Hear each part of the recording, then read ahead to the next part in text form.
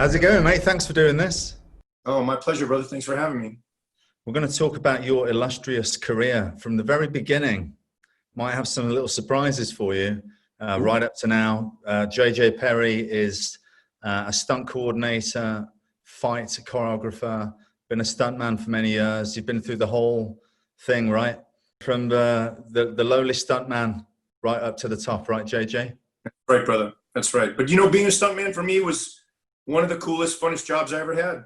You know, you just show up and do some wild stuff with your friends and go drink beer that night. Wake up in time, go do it again, get paid. No responsibility, just kick ass. So just briefly then, JJ, can you tell the audience what your martial arts background is and how you got involved in Hollywood and the stunt world? Sure. So I started martial arts back in 1975 in Louisville, Kentucky, and in Texas. I was living in both places, moving back and forth from my grandparents'. And I started with Taekwondo, ITF Taekwondo and WTF Taekwondo. I was very much immersed in that. Back in the 70s in America, there wasn't a ton of different styles of martial arts. You had Shotokan, Kyokushin, Judo, Taekwondo, and then they had some stuff that they called Kung Fu, but I'm not 100% sure it was. I feel like it was more like stuff that people saw at the Kung Fu theater and were trying to emulate it, you know? So the Taekwondo schools that I went to were the one in Texas. My master was also a U.S. head coach. So I was kind of exposed to a high level of that WTF style very early, and getting to see a lot of fighters national team players come down, and also a lot of guys like come up from Mexico. And so I was exposed to a high level of Taekwondo very early in life, which was, you know, very good for me. I was lucky. Did you compete? I was very competitive, probably from 76 up until like 93 was my last competition. And in 1986, I joined the Army on the elite athlete program for Taekwondo, and competed. I was stationed in Korea for a year and a half and competed there quite a bit. I was there during the Olympics. And it was, you know, I got to go to Japan and compete. I got to compete a little bit in Thailand as well, because you could take a military hop back then for very cheap. And it was a blessing. It was very hard, you know, like for a kid from a small town in Texas to go just jump on a plane and go train somewhere like that. You know, there's no internet back then. So if you wanted to learn something, you had to go there and learn it, you know, and that's kind of what we did. And the elite athlete program for combative sports in the 80s, like the boxing team in the Army, there were 2 gold medals in the Olympics. You had Ray Mercer, and I can't remember the name of the other guy who won a gold medal. But they were putting a lot of money into all combative sports. They were trying to get as many competitors from combative sports on a national level in the Army or in the Navy or in the Air Force and Marines, because I guess they saw the value in having that kind of person in their service. So yeah, and then when I was in the Army, I got stationed in Fort Ord, California, which is Central Coast. It's right below San Jose, and I was competing up and down that coast. And you know, when I got back from Korea, everybody looked like they were moving in slow motion in America when I was fighting them. So I was wreaking havoc up and down the coast. Yeah. And that's where I met a lot of guys when I was coming down to LA to fight. I was meeting guys that were in the movie business, you know, and they were like, dude, you got to get down here. Like, money's falling off of trees, and, you know, we shoot blanks. We don't shoot real bullets. You know, you should come down and check it out.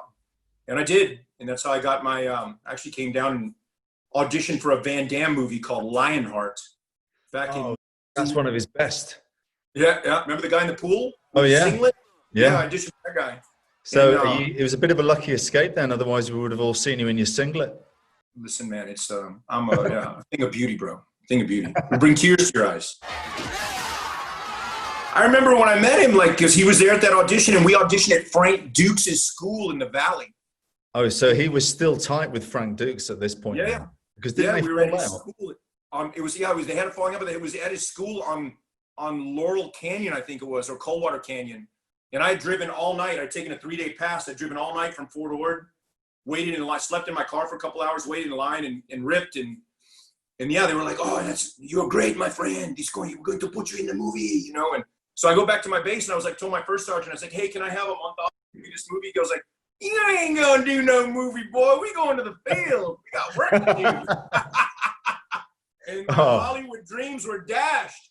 Wow, that's a shame, because personally, I think that Lionheart is one of his best films. Right on. Love it. Right on. Absolutely. Right on. But that was my first taste of the movie business, and I'd already sworn in, so I couldn't get out of going to the Army at that point. I was like, "Oh, damn, I blew it." So there was my next 4 years. I was out there chasing the dream and ended up in Hollywood, ended up here seeking fame and fortune.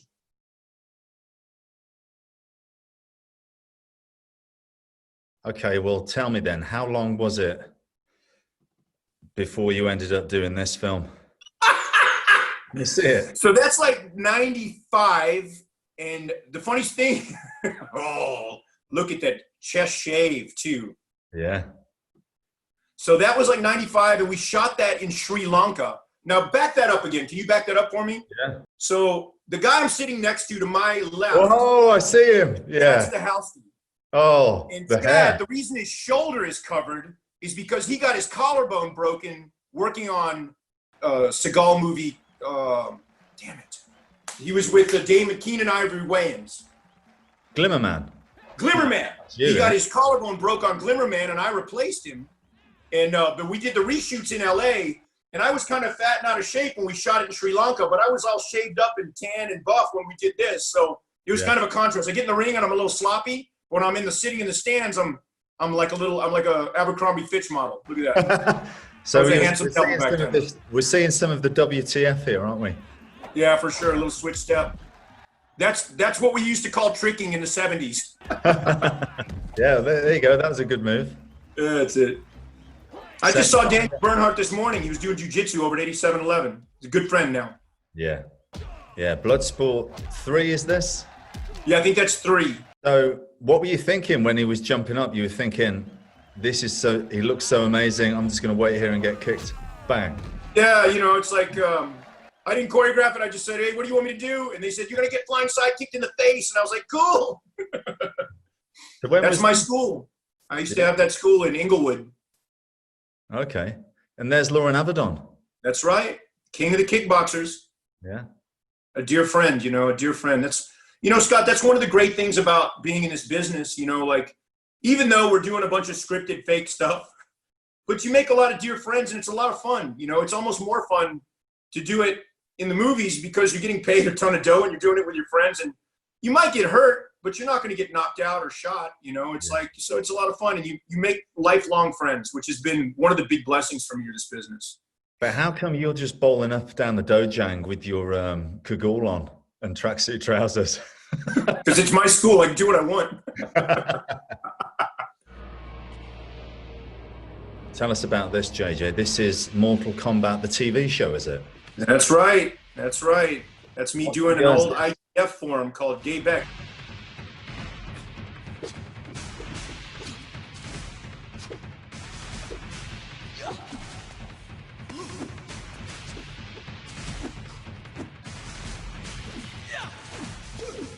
I did the first 2 movies. I was very lucky to get to on the first movie to double Johnny Cage, and then we did the second movie, which we shot in England at Leavesden, where we just shot Fast and Furious 9, and it was cool to go back there after all these years and see it, and also in Thailand and in Jordan. Hang on, he made you go limp.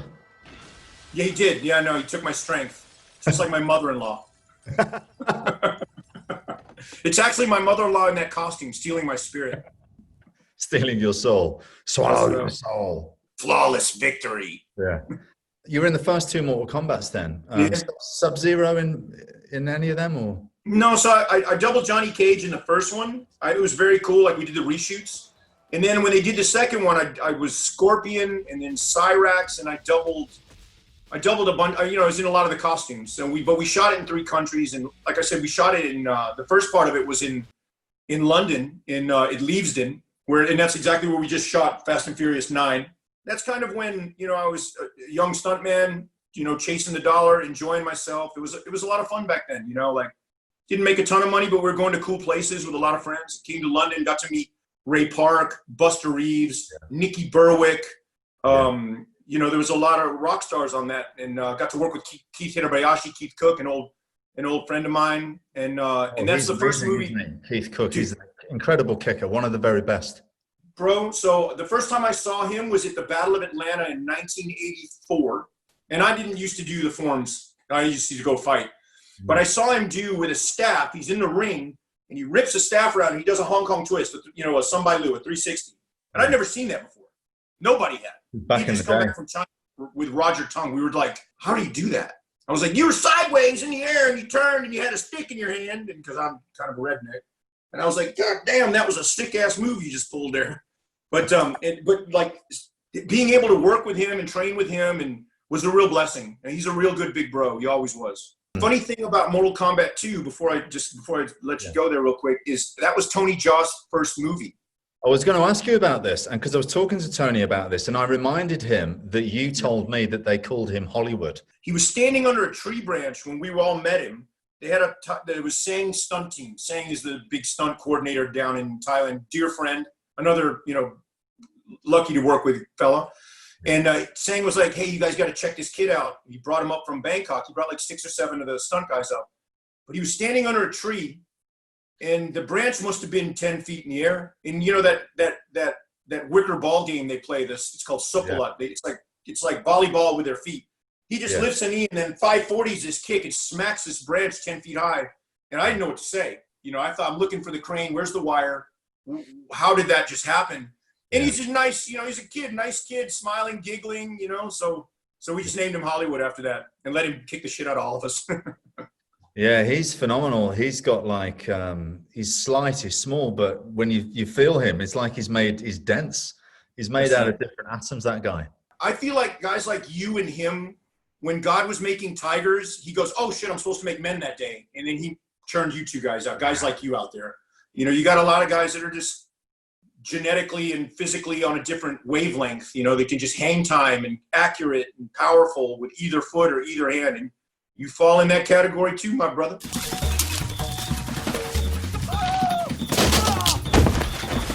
So it was a long story. So we get there on a location scout. We're going to do this thing where we're driving in a Jeep and I'm handcuffed, and then I kick the steering wheel, or Sean William Scott's character kicks the steering wheel of the car. The Jeep goes off a cliff, dives. We go down this mountain, roll, tumble, over a waterfall, and then the Jeep comes through and lands between us. Now, in saying that, that's what it sounded like we were going to do on the plane. As soon as we get there, I realized, like looking at the mountain that we're going to go down and seeing how it was all set up, I was like, wow. And we shot that for like 4 days straight, like 13 times down that mountain every day. And it was all in. Times every day. Yeah. And Marco Zaror was another double. It was Tanawai Reed and I were the two 1Xs. And then Marco Zaror and Paul Eliopoulos, a tremendous stuntman, Paul, and Tanawai, amazing bros, and Marco as well. They were, the 4 of us each did it like 13 times. And then, getting smacked up, doing insert shots of us running and jumping off a mini tramp and smacking and punching off of trees. And, there wasn't a lot of prep done to that mountain. It's pretty much lava rock and trees. So you just got as padded up as best you could and just went for it. Said a Hail Mary and just asked Tanawai, being at 260 pounds, please don't land on me, bro. And, and you say Hail Mary and you just say, go for it, you just go for it. It is impressive. It's an amazing stunt, and you can absolutely feel the pain watching that. Funny story, like the next morning after we did the initial tumble, which was one of our biggest days, the very first day, it was a Saturday when we did it. Sunday morning, I get a call from Tanawai, who's used to play football for University of Hawaii, The Rock's cousin, just a super genetic freak of nature, big Samoan, cool, hard as nails cat. Calls me at 8 a.m. and he goes, hey, brother, you want to go for a run and get pancakes? And I literally thought my spleen was out of my body, couldn't move. And I told him, yeah, I just came back from a run, bro. I think I'll sleep a little longer. Was he okay then? Dude, not a scratch. I think he went out and partied that night and then got up early and ran the next day. So what was worse, JJ, day 2 or day 3? Day 3. Day 3 is always worse, isn't it? And I'm talking from like a martial arts standpoint. You know how it is. Like day 1, your pride gets in the, after day 1, day 2, the beginning of day 2, your pride gets in the way and says, no, I'm going to do it. I'm going to make myself. I don't care. But by day 3, genetics and impact take over. And no matter how much pride gets in the way, it's like, oh God, that hurts. Oh God, that hurts. Oh God. Waking up on day 3 is not fun. No. A lot of Tylenol and hope you're not leaking. And if you have any stitches, hopefully you don't pop and don't leak on you,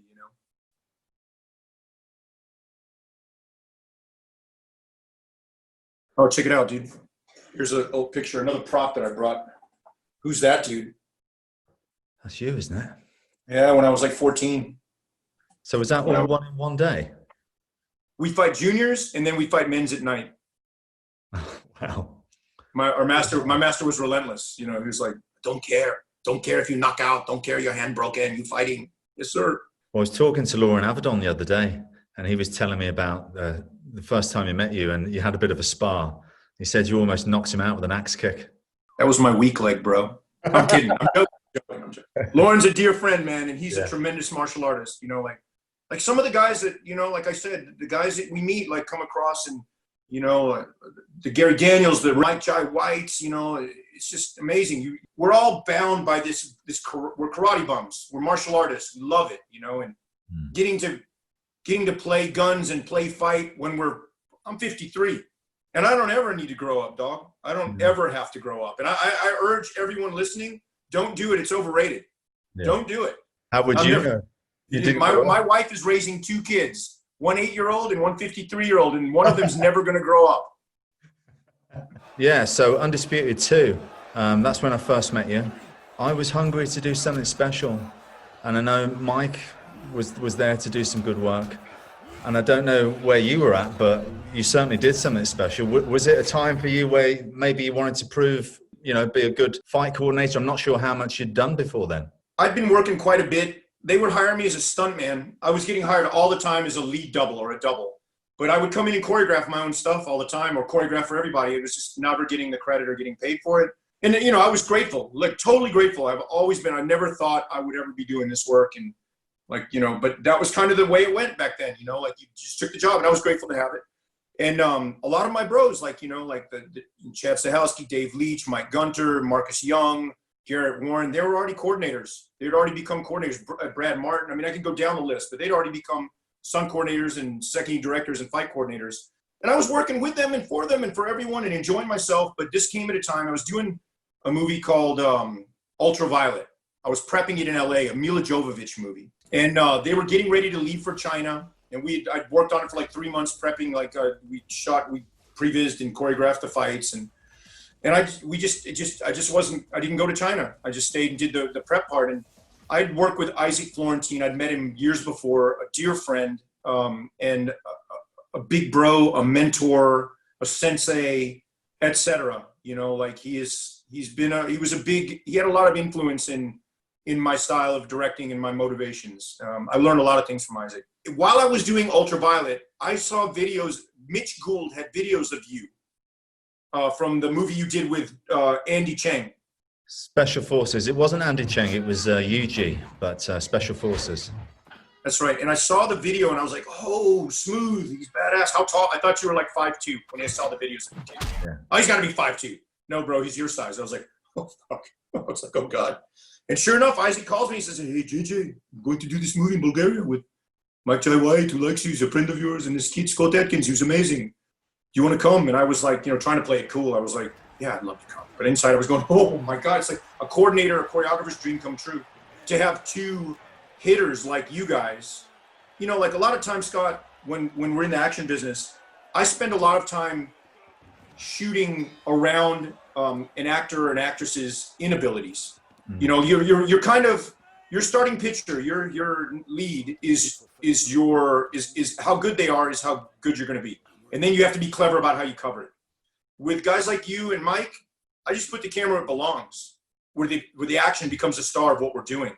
There's no tricks. No it's just, yeah, it's what we're featuring is the technical skill of both of you, in which I was super, super proud of Undisputed 2. I mean, it was like one of my first times up to bat, getting to direct a little second unit. Isaac kind of leaned on me. We experimented with that ramping, with shooting at 88 and switching it back to 22. When we were in Bulgaria, I saw that, what's his name, Robbie something. He was a boy band guy from England. But he had a music video out of him throwing a bunch of American cheerleaders that looked like zombies up in the air, but they were ramping it. Yeah. And then I showed Isaac, I said, let's do this in fights, bro. And he was like, it'd be great, JJ, it's great. And we came up with some really cool stuff. Resistant at first. But as soon as you did it, I mean, he's never stopped with that style now. That's like Isaac Florentine's style now. I remember hitting Silvio with this kick. Oh, bro. It actually hurt my foot. And it was take 2. I made you do it. I made it. The first one was good, but I was like, I need you to get into a little bit fatter, Scott. I said, Silvio, you good? And you had already kicked him in the neck proper on that backflip side kick. You'd already necked him proper. And God bless Silvio's a tremendous martial artist and a great sport and a lovely guy. This is the job. This is the job. Sometimes you've just got to take it. Brother, sometimes you're pitching and sometimes you're catching. And Silvio, game bred, we had no problem, took it like a man. And it made a beautiful sound too, because and Isaac was like, oh, that was a good hit. And I was like, what's because he hit him? He smacked the piss up. This is typical JJ Perry stuff, mixing a bit of lucha libre in there. Right. That's classic JJ. And then, you know, what you would do is like, you and Isaac, obviously that backflip kick is a difficult kick, and then the next kick is a difficult kick. But you guys are like, well, do them both in the same shot. And I'm like, what? I don't know if I could do that. Push me to be even better. But what's cool about this kick is the fact that I accidentally hit his hand, right? That was an accident. Yep. And I gave him a mouthful of water to spit out too when he hit you. He was slippery, and I wasn't 100% sure you were going to be able to get your foot fat on him. So we needed something to spice that up. I think that was like take 4. And at the end of the day, we were all running out of gas. Yeah. You know, you were going to go no matter what. I'll never forget that movie. You know, that was, like I said, a perfect storm. And that was the first time, like, I had Isaac kind of believed in me and leaned on me. And, you know, like I didn't have a lot of people believing in me back in the day. I didn't believe in myself a lot, you know, so getting that opportunity and seeing how it all works, and even picking up a camera here or there and operating, and, you know, just getting in there, getting your hands dirty and being a part of it creatively and executing it, sitting in the editing room. I learned a lot of that movie. You know, Isaac was a great teacher and very open to everything. But your choreography, JJ, I love it. And I actually think that it suits me, because it's very violent and it's very vicious. And when you hit, you really hit with massive intent. You know, it's vicious, but mixed in with the flash.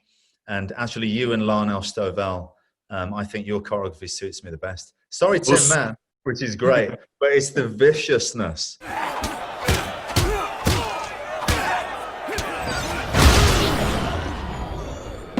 So, you know, like, especially now after UFC has shown up in 1993, now that martial arts was a big mystery, you know, until 1993. Everybody thought their style was the best because they did it, and that's what their master told them. After 1993, and we saw MMA, we all understood, like, whoa. It's a salad bar, and you better be good at everything. You got to be good on the ground. You got to be good on your feet. And when MMA became so popular, everybody's watching it. It's hard to fake, you know, the movie Stack Punch. Look, this is a movie hit. Yeah, it's a hit. It's a hit. It's a hit. But it's only on the overs. It's either over me or over you. So for a face punch, you never see a profile real face punch. Very rarely do you see that. So I always think if you have an impact from the neck down, full blast kicks to the body, you can't cheat that. That's for real. Or a big throw. You have a big kinetic throw with a big kinetic impact at the bottom. That's very visceral and real. So I try to limit the punches to the face, so it's not this big slugfest of things that aren't really happening. Instead, impact, real kinetic impacts that you can't cheat in camera. There's no CGI that can help you with that. There's no way to cheat that. Only real impact. And I feel like people that have been watching MMA for so long, and that's the majority of our target market, the market that we are catering to, all are huge MMA fans. And in saying that, you know, I really rethought the way that I did choreography when I first got in the movie business. You know, I'd say, okay, I'm going to do a spin kick and a sweep, and it's going to be this. But now I started to think more technical. Now it's reality plus 10% or 20% or whatever it is. The lucha libre, of course, is fantasy. That's lucha loco libre, because I'm from Texas, so I'm a little partial to that stuff. But in saying that, like moving forward now to that John Wick style, let's talk about evolution. You had Bruce Lee first, and impressive, amazing, but shot very standard, wide, over. Now you had this kid called Jackie Chan show up in the late 70s, and in the mid 80s, he starts directing, and he changes the action movie business forever. Because not only does his choreography, where he's not the hero, he doesn't just blast through people, you're rooting for him because he's getting his ass kicked, and he's coming up with clever ways to solve it, but it's how he filmed it, how he took control of the camera. 1, 2, 3, cut, overlap. 1, 2, 3, cut, overlap. 1, 2. So it became a rhythm. And this is a style that you were used to on like Special Forces, which I am a huge fan of. But I didn't want to be redundant. I wanted to kind of create a different thing, longer takes and let it breathe. That was always my thing, especially if you could let them. But after Jackie Chan, think about it. What was the next craze after Jackie Chan? In America came the ninja craze.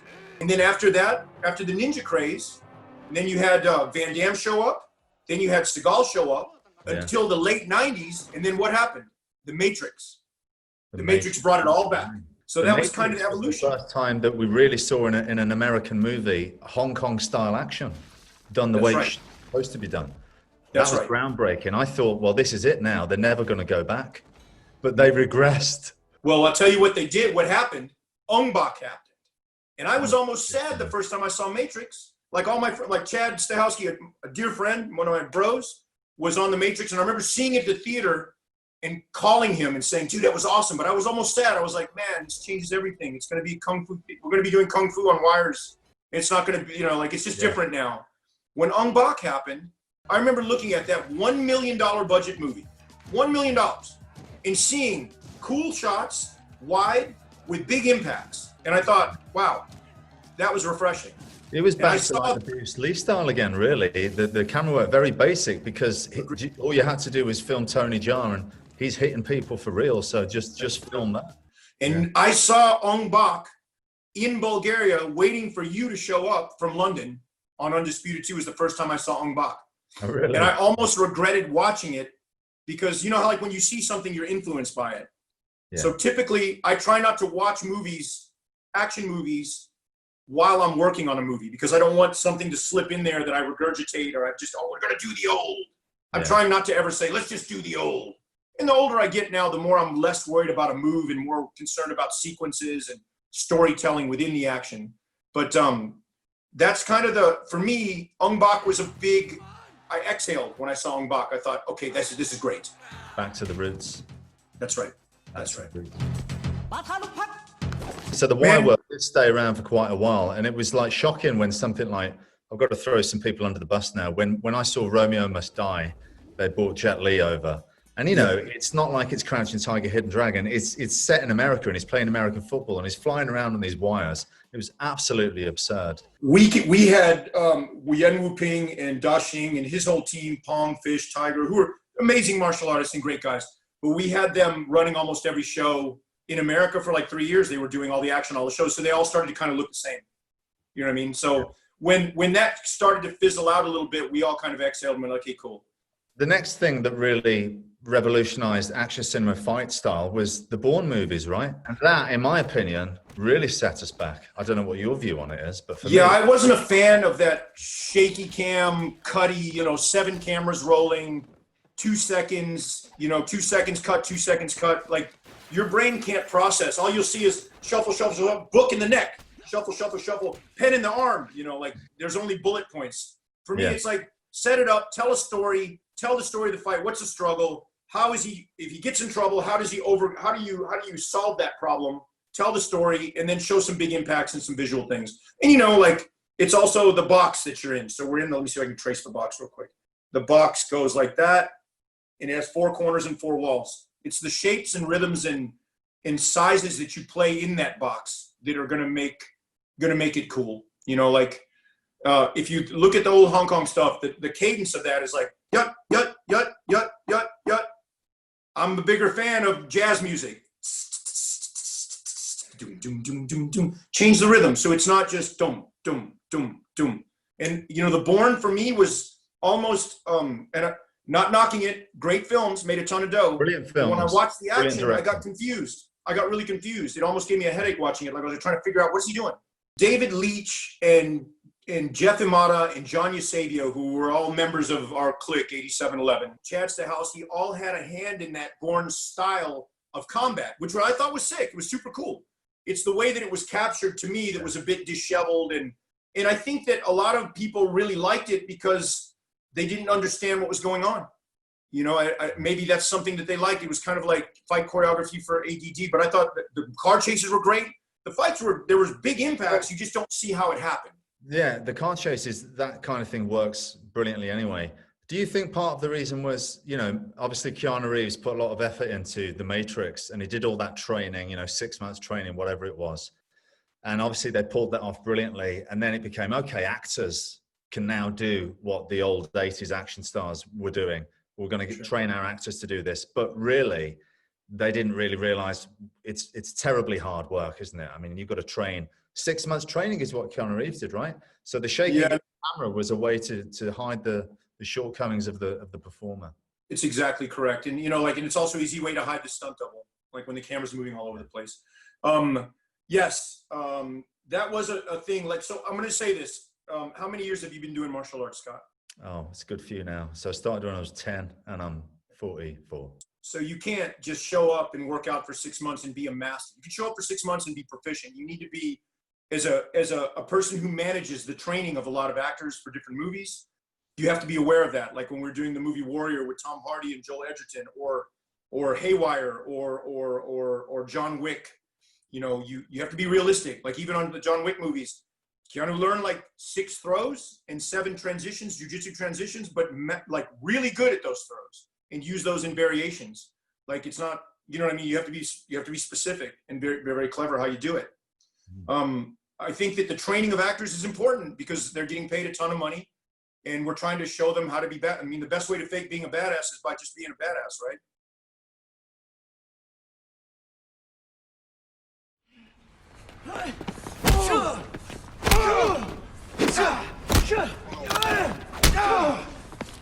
He is a legitimate stud, cool guy, great with guns. We take him out to that range. He could compete in 3-gun. I don't know if he could officially compete in a judo contest. It wouldn't surprise me if he could. He could probably compete in some jiu-jitsu tournaments, but he's a gem of a human and he works really hard. You know, he was a real pleasure. It's not easy. It's painful. And the first couple weeks suck, and dieting, training. But you know, like we do it. We approach the training very similar to the way that any of us approach fighting. You know, you got a tournament. You know, you're going to fight in 2.5 months. So there's the making weight. There's the cardio to get in shape. There's the sparring. The same idea, the same principles apply. Like they're doing 2-a-days, 2 sessions a day. And they're getting nutrition. We've put them up with the nutritionist. Then there's also body shaping involved. So they've got a body sculptor that works with them to get them as ripped as they can be. And all of that has to be done in a way, you know, for a 52 or 53-year-old actor, not to get injured, but show up on set on the day they're supposed to get down to be as ready as they can be, injury-free and ripped. And peak condition. That's right. Yeah. That's right. I mean, if you miss that by a week, they're going to be on the back side of that peak, and now you're trying to wake them up with coffee, trying to coax them into it, you know? I was talking to Stallone about this. I mean, you know, the old days of the Rocky films and everything. And what he said to me, and I found it really interesting, is he was talking about doing those fight scenes and putting himself through the ringer and it being so difficult to do. But what you've got to take into account is that he's severely malnutritioned. He's dieted himself down to a point where he's almost, And so you're going to pick up more injuries. You're going to get sick. What I always tell them, I said, look, what we do is last forever. You know, what you do now lasts forever. It's not look, I'm not going to be buried in the graveyard of shame or honor. It's not my face on it. The graveyard will have the tombstone will be yours, my friend. Yeah. So embrace the training and be as good as you can, or don't, and we'll double you and it won't be great. You know, like just do your best. In the name of the Father, the Son, and the Holy Ghost. Goodbye. That was fun to shoot this. We had a good time. She was awesome. scared. Kelly Hu was scared I was going to hit her, wasn't she? Oh, what a gorgeous girl. Oh yeah. I wouldn't hit that pretty face, of course not. Oh, no. Very careful. And we had little Kimmy there to do most of it. Yeah. Killed it. Like tough as a Canadian coffin nail. Jesus. Yeah. Like we wired her into this concrete pole in a minute where we just hoofed her. Remember that? It was a hard hit. Oh, it was nasty. It made that sound. That was a nice one there. Well, that was That's when one it was page out of the amazing. Jackie Chan book. Insert shot of impact, hand in the shoe, cut to the wide shot of the back 3/4. Jackie Chan 101, everybody. Here we go. Here it comes. Bing. Front 3/4. Boom. Wire wrap. Here it goes. Go! Oh, that was a hard hit. Why did we come up with this video, and what was the whole purpose behind it? So part of my whole process is we come up with, 15 or 20 like really iconic moves that we love. And then I find homes for them, you know, like that's part of it, and find some interesting shoe leather and story points that can kind of connect them. And, you know, like ideally you're doing stuff that no one's seen before, you know, hopefully it's new and fresh. And when you have a starting pitcher like you, and by the way, that's the very young, handsome and talented Sam Hargrave there, now a big director. And that's Dan Stevens as well, two gems of humans and great friends of mine. Yes. They're very proud of what they've done and who they've become now. But yeah, just coming up with like a whole library of very cool moves or techniques, and then finding homes for them. And having a starting pitcher like you is easy. You just find something that's new and challenging that maybe that we've done before, but then change it a bit and put it in a different context. And there it is, bro. Love the suicide kicks. Love the suicide kicks. Well, this is what was great about you is like, I think I did this kick off the wall. Yep. You were like, well, why don't you do that off a person? That's right. I was like, is that possible? And that became like a bit of a signature move for me. I love it. It was you that convinced me that I could do a flash kick running off somebody's chest, because I could do the flash kick like, you know, a gainer. But you were like, no, try and run off his chest and do it for Undisputed. That's and right. I didn't know that I could do these things until you pretty much forced me to do it. Yeah, I mean, I didn't know if you could do it either, and I was just hoping you wouldn't break your neck. So, in order to save some money, we were going to put a stuntman in the spot, but our producer, Robert Bernanke, volunteered to do this gag himself because for fear of being over budget. Robert, you okay? He's in the zone right now, so we shouldn't disturb him. Push in on him. One more. Good.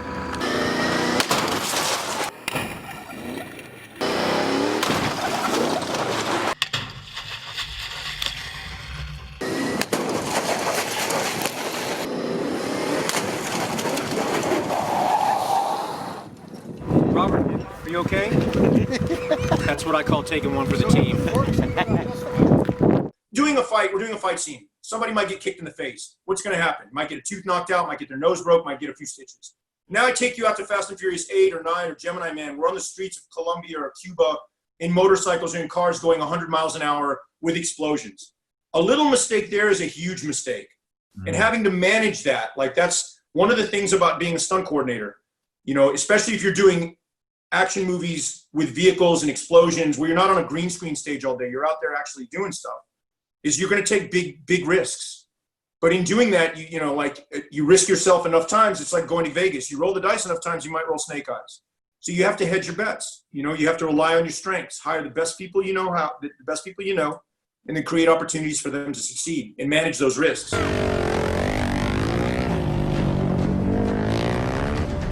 Most of this was shot on a motorcycle camera by Regis Harrington was operating it.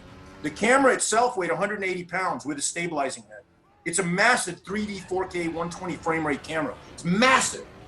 So for him to manage that motorcycle, in this proximity, in these streets, cameraman on the front of a motorbike. No, it was a motorcycle with a camera with a remote head attached to it. But Regis is such an amazing motocross rider and camera operator. He knows where to put the camera at all times. He just knows. He's got a little bitty monitor, and he's got this electric bike that goes 0 to 60 in like a second and a half. This kid, that's Tony Carbajal. He really rode up on that wall. He really just rode up there and almost popped a wheelie. We all just flew off our feet. We were like, oh my God. I had a forklift on the other end to go down and grab him and bring him back down. It's amazing. But we were in Colombia, in Cartagena, which is a beautiful place, really just shredding, going super fast, you know. And Ang Lee is a great friend, and you know he hadn't really done any car chases or motorcycle chases before, so he really kind of just leaned on us and was super excited. It was a real blast to do this sequence.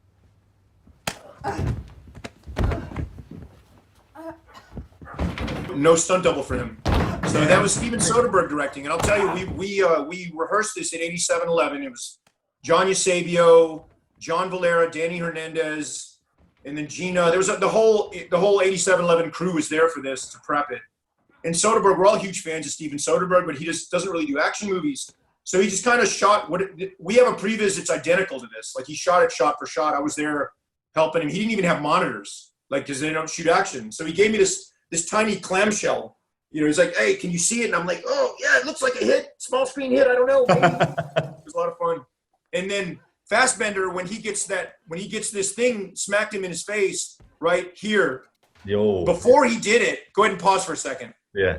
Before he did it, he goes, and he's such a smooth, cool dude, like with an accent, he's good at everything he does. He can sing, he can play guitar, he can dance. Like, he's an amazing guy and a big fan. He comes to me and he goes, "So, mate, tell me what to do when the vase." And I was like, "Listen, bro, you don't want to look at it coming." In other words, when she grabs the vase, don't look, or you're going to see the inside of the vase. Make sure you look straight, and then she'll hit you high on the head. You don't want to get it in the ear either. First take, what does he do? She picks it up, he looks, and he goes, "Mate, I saw the inside of the vase, mate." And I was like, "I told you not to look." Was that the take that they used? I don't think so. I think they used the one where she caught him on the side, because it was a big reaction. It was a way big reaction when he got it in the chops. And then when she kicks him through the door, was that him initially, was that him taking? Yeah, it was him. No, that was him. There was a pad. I put a neoprene pad sleeve on the top of that table and soft set dressing there. And that couch had been gutted out to be a little bit lighter. But when she kicks him through the door, we were talking about maybe putting a wire on him. And I was like, "Gina, you think you could keep him through the door?" And she just looked at me and winked, and she goes, "Watch this." Oh, is that the one? She just hoofed him, dude. And you see him trying to catch himself because he got kicked so hard. He tries to catch himself on the door. Is it sugar glass? Yeah, it's candy glass and balsa. But he's got really good reactions, Fassbender. I like this bit now when he gets kneed. Yeah, it's this. And I wanted to have her put her foot on his face and shove his head into the wall. But then I thought, okay, choose your battles. Because if you do that, he might not be around to do this push kick through the door. He might have his conscience removed. Now, the camera work is, going back to what you're talking about, it's quite static in that. I wondered if it was a Steven Soderbergh request, but it was as the previs was. It was shot for shot, the previs. He was so stoked when he saw the previs. We talked about his vision of it. He said he was not a fan of the Bourne style, and we all agreed that we weren't either. Eusebio and Valera were there as well. So, I mean, we all kind of ingested all that. They were there on the, we ingested that.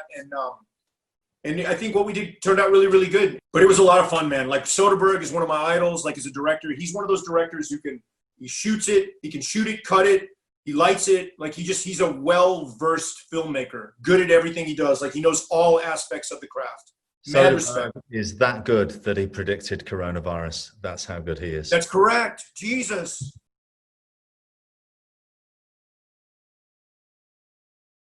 And you once said to me, it's all about filling the frame with beautiful action. That's right. You said that to me, man. And that just makes perfect sense. The frame is 4 corners and 4 walls. And it's what you do in those, like, if it's not 3D means it's 4 corners and 4 walls, but in and out as well. I'm not a fan of 3D. Never have been. But in regular film, it's like it's not just the filling that frame, like put a toe over on this corner, put a hand over here, but it's also the rhythms and the sound. So if you close your eyes when you're watching a fight scene, close your eyes and listen. Because a lot of fights, like even Steven Soderbergh, there was no music over the fight scene with Gina Carano. Listen to that fight. Turn the volume up and close your eyes. And there's an interesting rhythm to that, which I felt it shapes and rhythms, but it was it really resonated with me. And the same with Undisputed 2. While we were doing Undisputed 2, Isaac, like I would sit in there with Isaac, I said, "Isaac, close your eyes and listen to it." And, like we really explored a lot of that in these movies, like as Mike's style was very boxer, it was very boxer. So it was 1, 2, 1, 2, 3, 4, and yours was like 1, 2, 3, 1, 2, 3, big hook kick, round kick. So it's like I said, jazz. It's that. Yeah. Bass. Doom, doom, doom, doom, doom, doom. I'm gonna do it again, bro. How many movies do we see where somebody's punching someone in the face and you're over the shoulder and they're like this? And this is what you would call being stacked. So that's right. How much of the frame have we filled? Nothing. That's right. Middle. You've got all this negative space here and here, right? Yeah. It's easy to sell the punch, but what you want to do is get the 2 guys like this. Yeah. Now sell the punch. Yes. The movement. You fill the frame with beautiful balletic action. That's beautiful, baby. I love it. Can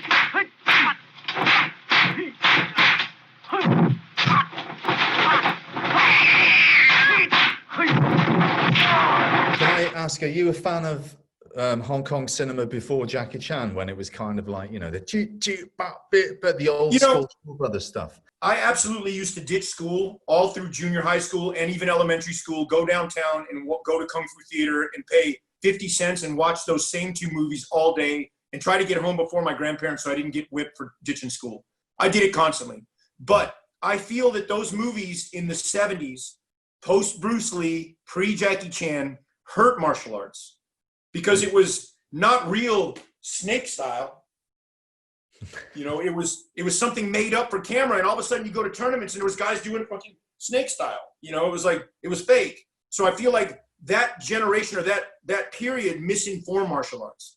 For me, when you see Jackie Chan from after that period, when he started coming, like Young Hyena and Drunken Master, the first one, then when he gets to Project A, you see this evolution of how he starts to change the rhythm. Wasn't it? Police Story is where it changed in my mind. He started editing more. I think like if you watch Project A Part 1, you see big nasty wrecks. Like he was really influenced by Buster Keaton, and as we all are, you know, the original stuntman, the original stunt actor. And watching him in those movies for me, where the stuntman and the action becomes the star of it, I was such a huge fan. I saw Armor of God in Korea when I was stationed there. And when he fights the girls and the girl jumps down and he round kicks her and suicides her, and then he punched the girl in the flip and the suicide land. Bro, I stood up in the theater and was like, oh my God. And all the Koreans were always, hey, sit down, dummy. You know, like it was a moment for me where I was totally drawn into the real impacts. And it was very, it influenced, it was a big influence on me.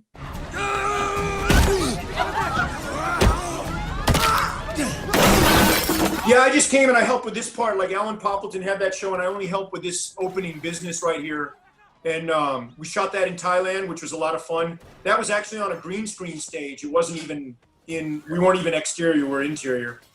But yeah, it was kind of a tool fest, like just smacking fools up. This is a hard hit right there for Brahim. Look, did he throw himself into that really hard, or was Statham giving him a helping hand?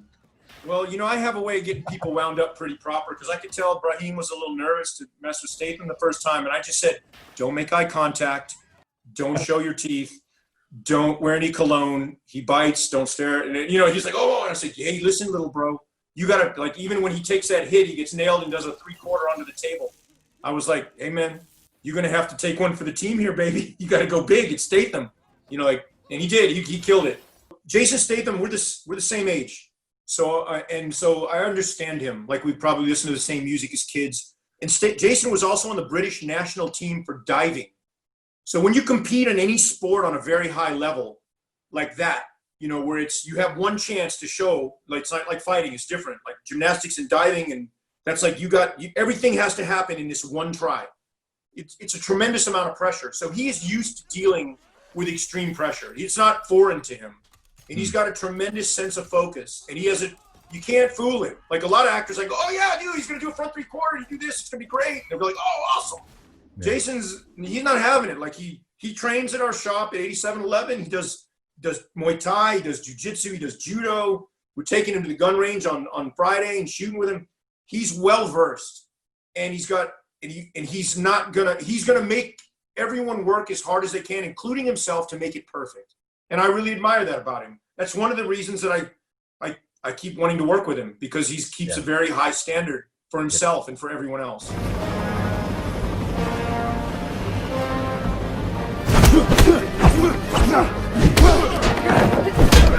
I mean, when I worked with him on Expendables 2, I could see that he was very particular about wanting it to be as good as it could be. And I remember him doing about, 20 takes of this one movie. No, he'll go until he gets it right. And, you know, like, listen, Corey Yuen, I also did 2 movies with Corey Yuen as well. Corey Yuen was one of his action mentors, because he did the Transporter series. And Corey Yuen directed it or did the action on it or something. Action so director. So he got used to that style, because Corey Yuen will make you do it till you get it right. But that's where he got that kind of style where he's not just looking at what he's doing. He's looking at what all of the other people are doing in the frame. And he's got a filmmaker's mindset for that. Like, you know, like a lot of people, when you're on set and you're watching the monitors as a director, it's easy just to focus what's happening in the foreground, especially when you're looking at a monitor about the same size as an iPad. But then when you think about that, my movie might be played on a screen in a movie theater. You have to be very careful what's happening in the background. You could have guy in the background picking his nose or, like, all over the place. So Jason will see what the guy in the very, very back, he'll know what that guy's even thinking. He's, what's that guy thinking, right? It's like, he knows when you can't bullshit him. And I'm a big fan of that attention to detail. And that's one of the things that, makes him great. Makes him Jason Statham, eh? Yeah, the Stath. That's right. He's a Chelsea fan. He's the one who gave me that Chelsea jersey. Oh, I don't like him anymore then.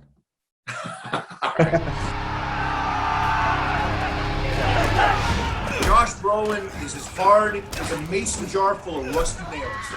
I love that guy. I love his voice. I think he's a great actor and he's a great bro. This was a real oneer. Spike Lee said, "No tricks." And I was like, come on, man, let's do a white cut or do something. He goes, "No tricks." It was a real oneer the way that the original Oldboy was. And, I know people bagged on it a bit, but I was quite proud of this one, man. I thought the guys, the stunt team on that did a great job. To do it for real, what a job by him. Brother, we rehearsed that for like 4 weeks every weekend. I was on a Statham film there called Homefront. So I was doing both movies. So we rehearsed this on the weekends because I was shooting Homefront Monday through Friday. Look at this camera move. This is on a techno crane that's mounted on the back of a truck that goes, it's pickling in and out, but the truck has to drive at a certain point when he's going down the stairs. You'll see in a minute. When he starts going down the stairs, the truck starts to drive out so they can get more reach on the, it's a very technical shot. The things you don't see are probably as technical or more technical as what you're seeing right now. I think we had like 18 people there, and then we made it look like we had 36 people. So the guys on the top floor, as soon as he goes down the stairs, they ran downstairs, changed their clothes, and went to the third floor. As soon as he gets done with these guys, they run and go down to the bottom floor and change clothes because it wasn't a big budget movie. So we had to be very clever how we did it. And he's taken a few hits in this, Brolin, as well. I mean, he got smacked proper a minute ago when he threw the guy off the fence and the guy kicked him in the face on accident. Here, this one. That's face. Bang! Right there. Right in the jaw. And it made a sound. I was downstairs on a microphone and I could hear that hit right there. Bop! Bop. And he didn't miss a step. That fool is tough, is a mason jar full of rusty nails. He's a damn cowboy, hard as nails kid. I think we had to get ice for, that was Greg Rementer. We had to get ice for Greg Rementer's foot, I think, after that. Just kidding. Oh, the shank in the back. Yep. So how many takes did you do of this? 7. I think the 7th was the one we kept. And I'd call cut. If it was falling apart, I'd call cut away. That's Kenny Waymack taking a beating with a stick. How many times did you go right away? Fight from beginning to end? And why did they cut it then? Yeah, so they cut, I wish you had the long version. It's on YouTube. Yeah. But the long version was my favorite part. Like the top shot, because there's a long top shot there. Oh, sorry. Yeah. No, it was super cool. Like it was because there was no cut. It was a 4-minute and 28-second oneer. I think it was what it ended up being. Do you know why there was a cut put in there?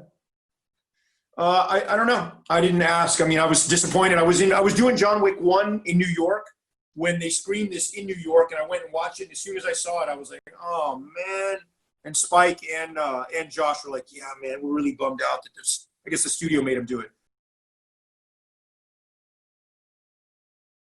So just to talk about the style of John Wick. Well, I mean, for me, knowing you and seeing some of the stuff that 8711 had been doing, I kept seeing shades of John Wick going all the way back to like The Safe, really. That's where that style was invented.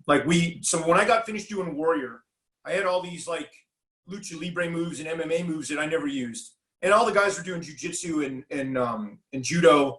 You know, Chad is an amazing martial artist, and he had Dave Leach was, everybody was there. And John Eusebio, John Valera, that whole team was compiling ideas. Now, while I was doing Warrior in Pittsburgh, I was also going to a gun range there because I was in the Army. So I was already really good with a rifle, but I started playing around with a pistol a lot more. And I kept thinking to myself, like with the jiu-jitsu stuff, how can we make the jiu-jitsu not as like use each limb, not as a submission, but use it as a lever to transition to a move where we can pull the pistol and work the pistol a bit. And, from Safe, and I don't know if you have the Safe videos, the one from Safe with Statham. We came up with a lot of the John Wick style stuff back in 2009. No, it was 2010 or 11. We did it. I saw it in 2010, I think. Yep, that's right.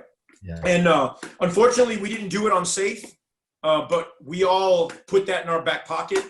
Yeah. And Wick was the first one when I heard they were going to direct a film, and I knew that was a style that was going to be used because MMA was so prominent and jiu-jitsu so prominent now, and then gun work has. Listen, I think Hollywood misinformed gun work to the whole world.